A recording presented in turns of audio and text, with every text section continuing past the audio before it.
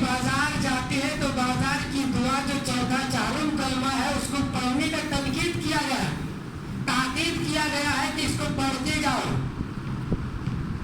Charm کلمہ جو پڑھی ہوا اشہد ان لا الہ الا اللہ وحدہ لا شریک لہ لہ الملک ولہ الحمد، یعنی اس کا پورا ترجمہ اللہ میں تجھے ایک مانتا ہوں، تیرے لیے بادشاہت ہے، ضرورت پڑی ہے تو یہاں تک آیا ہوں، کیونکہ وہ سب سے بری جگہ ہے، مگر وہاں بغیر ہمارے جائے سے کام نکل نہیں سکتا ہے، اس لیے وہاں ضرورت سے زیادہ رہنا بھی منع کیا گیا ہے۔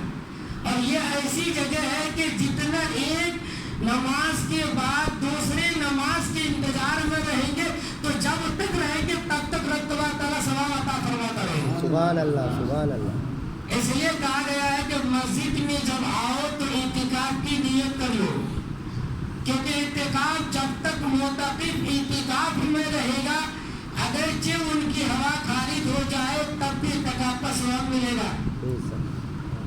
تو یہ بہت اچھی جگہ ہے اور لوگ اچھے ہو کر کے جسمانی طور پر بھی پاک صاف ہو کر کے کپڑوں صاف غسل کر کے عطر لگا کر کے خوشبو لگا کر کے، کیونکہ یہ رب کا فرمان ہے اندہ کل مسجد، یعنی آیت کریمہ ہے، اس کا مفہوم یہ ہے کہ ہر نمازی کو ہر نماز کے وقت جب مسجد میں جائے تو اپنے آپ کو زینت دے کر جائے۔ زینت کا مطلب کیا کہ اپنے آپ کو صاف ستھرا کر کے، دماغ کو بھی صاف کر کے، کپڑے کو بھی صاف، ہر طرح سے صاف ہو کر کے یہاں آئے۔ دنیا کے کسی ایک بادشاہ کے کسی کے گھر پہ جاتا ہے تو لوگ وہاں پاکی کا اہتمام کرتا، ساتھ ساتھ یہ بھی دیکھتا کہ کہیں سے کوئی کمی نہ رہ جائے، ہر طرح سے وہ پورا کرنے کی کوشش کرتا۔ تو جب ہم رب کی بارگاہ میں آئے ہیں، کیونکہ اس بارگاہ میں ہم جاتے ہیں کسی دنیا دار کے بارگاہ میں، تو آدمی اگر کوئی بھی صورت میں جائے گا کچھ اتنی بات ہے اگر پوشیدہ ہے تو اس کو معلوم نہیں ہوگا، مگر ہم جس کی بارگاہ میں یہ عالم الغیوب ہے، علیم بذات الصدور ہے، جو دل کا وسوسہ کھٹکتا ہے رب اس کو بھی جانتا ہے۔ اس لیے ہم یہاں اس بارگاہ میں آئے تو ہمارا ہر طریقہ اچھا ہونا چاہیے، ہر سوچ اچھی ہونی چاہیے۔ ہم جب آئے گھر سے وقار اور عزت کے ساتھ تو ہمارا یہاں بیٹھنا بھی وہ خشوع خضوع والا ہونا چاہیے۔ تو ہم جب یہاں آئے ہیں تو جب اطمینان سے بیٹھے، یہاں کچھ اچھی باتیں ہو تو اس کو آنے کی، اس کو سمجھنے کی کوشش کریں۔ تو میرے بزرگ دوستوں، میں نے قرآن پاک کی مشہور آیت کریمہ ہے تلاوت کی۔ اللہ ارشاد فرماتا ہے ان الذین آمنوا وعملوا الصالحات وقاموا الصلاة وآتوا الزکاة لهم اجرهم عند ربهم ولا خوف علیہم ولا هم یحزنون۔ ان الذین آمنوا، اے ایمان والو، یعنی اے مومن، ان الذین آمنوا وعملوا الصالحات، یعنی وہ لوگ جو ایمان لایا، نیک عمل کیے، وقاموا الصلاۃ اور نماز قائم کیے، وآتوا الزکاۃ اور زکات دیے۔ تو جس نے ایمان لایا، نیک کام کیا، نماز پڑھی، زکات دیا، تو رب کی بارگاہ میں اس کے لیے کیا ہے؟ لہم اجرہم عند ربہم، ان کے لیے ان کی بارگاہ میں رب، ان کے لیے رب کی بارگاہ میں بہت بڑا اجر ہے۔ سبحان اللہ۔ عند ربہم، ان کے لیے ان کا اجر رب کی بارگاہ میں۔ تو رب کی بارگاہ میں کب پہنچنا ہے؟ مومن ہے تو ہمارا عقیدہ ہے کہ مرنے کے بعد اٹھنا ہے، میدان محشر میں جانا ہے، رب کا سامنا ہونا ہے، تو وہاں اس کا اجر ملے گا۔ آگے اللہ فرماتا ہے وَلَا خَوْفٌ عَلَيْهِمْ وَلَا هُمْ يَحْزَنُونَ، وَلَا خَوْفٌ عَلَيْهِمْ، انہیں کوئی خوف نہیں ہوگا، وَلَا هُمْ يَحْزَنُونَ، اور وہ غمگین نہیں ہوں گے۔ اللہ ایک جگہ اولیاء کے لیے فرمایا الا ان اولیاء اللہ لا خوف علیہم ولا هم يحزنون، خبردار اللہ کے ولی وہ ہے نہ جسے کوئی خوف ہوتا ہے نہ کوئی غمگین ہوتے ہیں۔ بے شک۔ تو یہ اللہ کے ولی ہے۔ اب یہاں اللہ کے مومن بندوں کے لیے اللہ نے کہا ہے، ان مومن بندوں کے لیے جو ایمان لایا، ساتھ ساتھ انہوں نے ساتھ انہوں نے نمازیں پڑھی، ساتھ صاحب نصاب ہونے کے بعد زکوٰۃ دیا، تو ان کے لیے بھی رب نے فرمایا کہ یہ بندے بھی ہمارے ویسے ہیں جیسے ہمارے محبوب بندے ہیں جسے کوئی خوف اور غم نہیں ہوتا، اسی طرح یہ بندے کو بھی کوئی خوف اور غم نہیں ہوگا۔ سبحان اللہ سبحان اللہ۔ میدان محشر میں جو نمازی ہوگا، ایماندار ہوگا، زکوٰۃ دینے والا ہوگا، یا اس آیت میں 4 چیزیں بیان کی، باقی تو اور چیزیں ہیں، تو یہاں مجھے یہ 4 چیزوں کے متعلق بات کرنی ہے کہ جو انسان کے اندر علم کا ہونا بھی ضروری ہے اور رب کا خوف ہونا بھی ضروری ہے۔ بے شک۔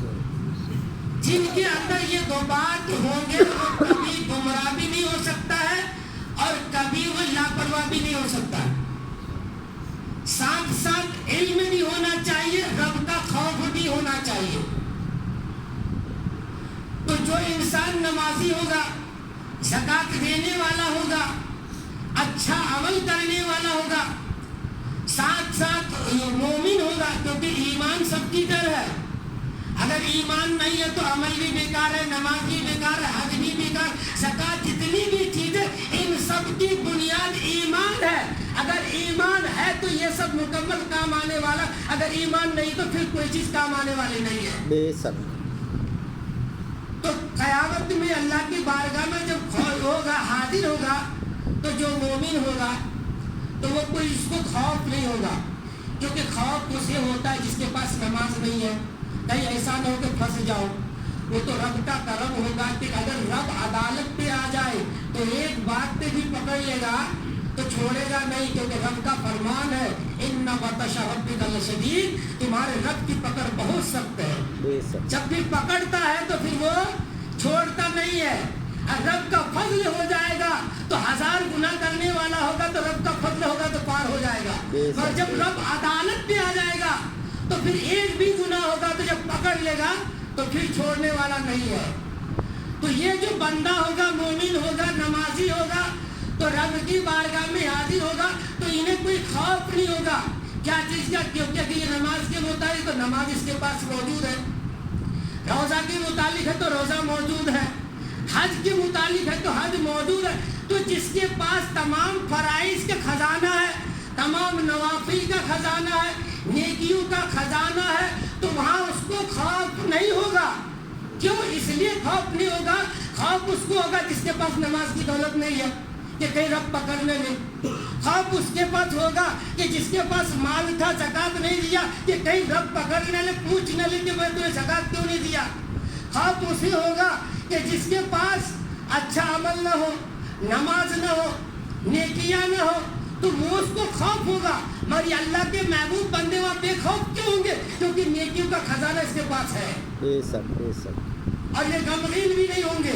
اور اس کی ایک تفسیر کیا گیا کہ جو اللہ کے نیک بندے مومن ہوتا ہے تو دنیا میں ان کے پاس مال و دولت خزانہ ہے، تو اگر وہ لوٹ جائے، اگر وہ ختم ہو جائے تو وہ غمگین نہیں ہوتا ہے، بے شک۔ کیونکہ وہ جانتا ہے یہ جو خزانہ ملا ہے یہ رب کی طرف سے ملا ہے، اور یہ رب کی مرضی۔ اگر رب چاہتا تو میرے پاس رہتا، رب نے نہیں چاہا تو نہیں رہا۔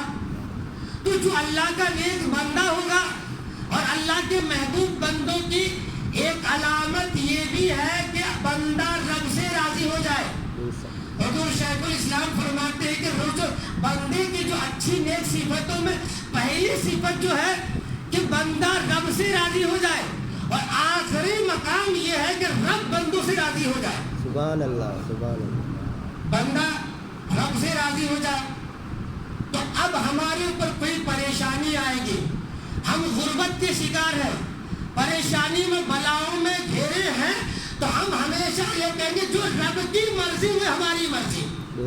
تو جب بندے کی مرضی رب کے مطابق ہو تو پھر وہ بندہ کبھی غمگین نہیں ہوتا ہے، پھر وہ بندہ خوف نہیں کھاتا ہے کہ ہمارے ساتھ کیا ہوگا۔ ارے ہمارے ساتھ وہی ہوگا جو میرا رب چاہے گا، جو رب چاہے گا، رب کی طرف سے ہونے والی بات ہے، تو پھر بندہ وہ بے خوف ہو جاتا ہے۔ اس کے لیے حضرت غوث اعظم رضی اللہ عنہ کے پہلے کا بغداد میں ہلاکو خان ایک شخص تھا، ایک اس کا پوتا ہلاکو خان نے یہ دل میں ठान लिया था कि मैं मुसलमानों के सरों को काट करके उसके मीनार बना करके उससे शराब पीऊंगा। और उन्होंने ऐसा किया था, और करके ऐसा जब कर दिया उसके बाद उसका पोता एक आया अलगू खां, जब उन्होंने आया कि चारों तरफ यहाँ तक वो बजिद हो गया था, मुसलमानों के खिलाफ हो गया था कि हमेशा वो जहर उगलता रहता था जैसे आज का दौर चल रहा। तो जब ऐसा किया कि एक मैदान में आया, आने के बाद वहां पड़ाव डाला, पड़ाव डालने के बाद तो अल्लाह के कुछ महबूब, एक शख्स थे अल्लाह के महबूब बंदा हज़रत शरफुद्दीन रहमतुल्लाह अलैह, ऐसा लोग खौफ और हरास में थे कि बोलिए कि सकत रही थी, नमाज भी पढ़ते थे तो लोग छुट्टी पढ़ते थे, वो दौर आ गया था। ये गौसे आजम के पहले का दौर है। वो जब दौर आ गया तो उसमें जो परेशानी के आगे शिकार हुए, तो फजर का वक्त हुए तो हजरत शरफुद्दीन के कुछ चाहने वाले थे, कहा कि आजान दो। कहा कि हुजूर चारों तरफ तो लोगों का पहरा है, आजान कैसे दिया जाएगा? बोला कि दो आजान। हुक्म हुआ, आजान दिया। जब उस तक जाकर के आवाज पहुंची तो उन्होंने अपने सिपाहियों को दोहराया और कहा कि जाओ ये आवाज कहां से आई, पकड़ के लाओ। तो उनको पकड़ के लाया तो हज़रत शरफुद्दीन रहमतुल्लाह अलैह हाजिर हुए और कहा कि तुम ही हो? बोला कि हाँ मैं हूँ, मैंने आजान दी। बोला कि तुमको ये मालूम नहीं है कि इसमें हमारी हुकूमत है, मैं जो कहूँगा वो होगा। तुम हमारे खिलाफ कैसे किया? तुम मेरे अलावा भी खुदा मानते हो, तुम किसको खुदा मानते हो?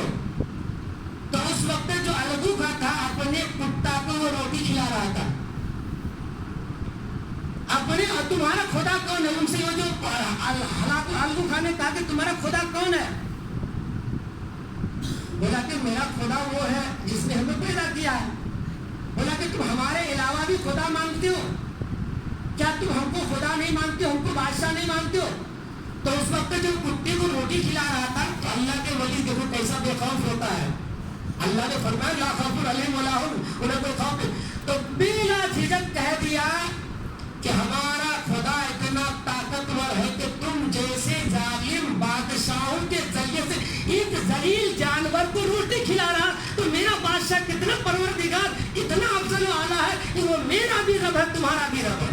तुम अगर जब अपना खुदा कहते हो अपने आप को, तुम खुदा नहीं हो। अगर तुम खुदा होते तो ये जलील हरकत वाला काम नहीं करते।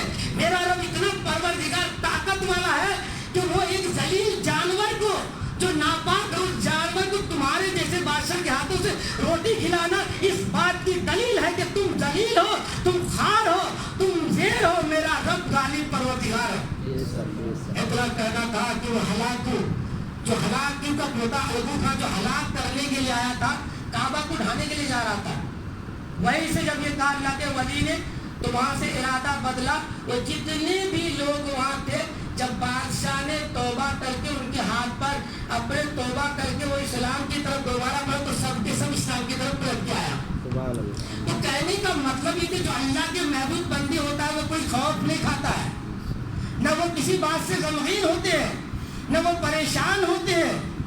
तो अल्लाह के इन महबूब बंदों का वाक़िया और इनकी बातों सिर्फ किताबों तक नहीं रहनी है, ये हमारे दिलों में भी उतरना चाहिए।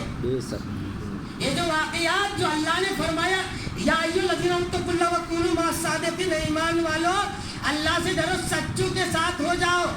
तो सच्चों के साथ होने का मतलब क्या? उनके जुब्बा दस्तार, उनके पगड़ी, उनके आलीशान इमारत देख के साथ नहीं, उनका अमाल, उनका किरदार क्या है उसके साथ हमें होने दे रखेगा, तो उनके साथ होना है। पहले के जो बुजुर्गाने दीन थे, पीराने निज़ाम थे, मुरीदों के पास आते थे, उनके दिलों को देखता था।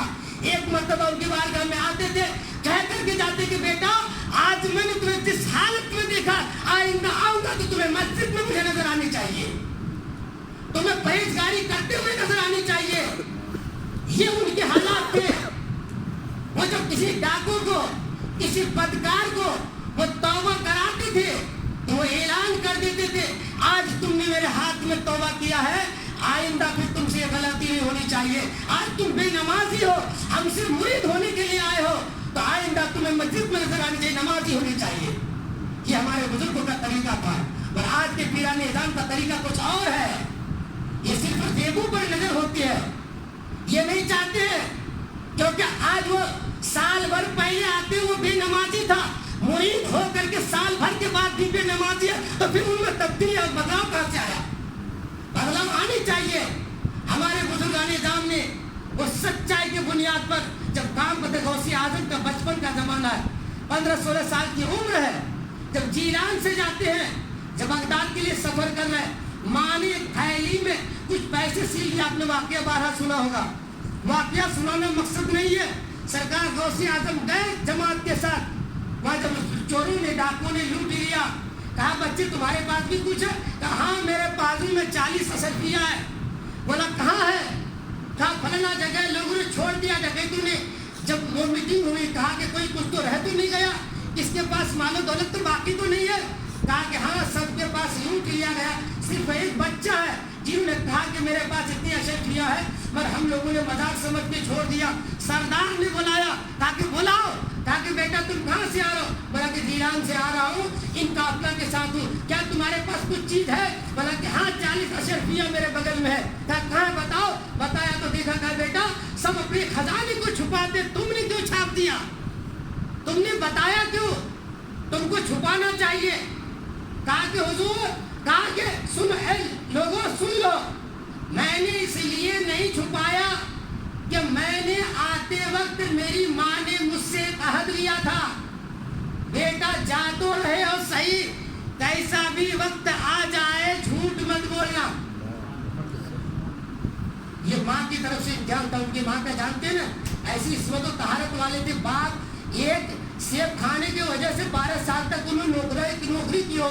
माँ ने शरीयत के खिलाफ कदम नहीं उठाया, जिसके बारे में गोगी लूंगी आपने सुना वाकया। माँ बाप जैसे इतने अजीम हो, तो हजरत गौसी आजम का इम्तिहान था वो, बेटा जा तो रहे हो सही, चाहे झूठ मत बोलना।